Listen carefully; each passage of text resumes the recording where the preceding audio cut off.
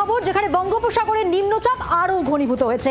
দিনভর নিম্নচাপের প্রভাবে বৃষ্টি। পশ্চিম মেদিনীপুর, পশ্চিম বর্ধমান, পুরুলিয়া, বাঁকুড়ায় অতি ভারী বৃষ্টির পূর্বাভাস তো রয়েছে। সেই সঙ্গে হুগলি, পূর্ব বর্ধমান, মুর্শিদাবাদ, বীরভূমে ভারী বৃষ্টির সতর্কতা।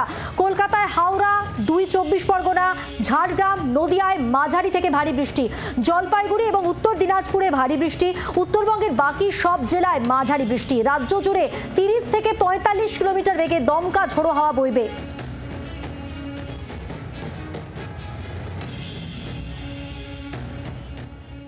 বঙ্গোপসাগরের নিম্নচাপ কিছুটা শক্তি বাড়ালেও এর অভিমুখ ঝাড়খণ্ড। আজ বিকেলের পর থেকে আস্তে আস্তে নিম্নচাপ পশ্চিমবঙ্গের ওপর থেকে সরে যাবে।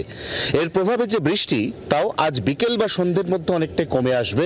এরপর আগামীকাল শুক্রবার, শনিবার এবং রবিবার অনেকটা বৃষ্টির প্রবণতা কমবে গোটা বাংলায়। সোমবার থেকে আবারও ভারী বৃষ্টির স্পেল শুরু হতে চলেছে বঙ্গে। সোমবার উত্তরবঙ্গের একাধিক জেলা এবং মঙ্গল বুধবার দক্ষিণবঙ্গের একাধিক জেলাতে ফের ভারী বর্ষণের পূর্বাভাস। জি 24 ঘন্টার জন্য ক্যামেরায় তরুণের সঙ্গে অয়ন, কলকাতা। বাংলার আওয়াজ, বাঙালির আবেগ, জি 24 ঘন্টা।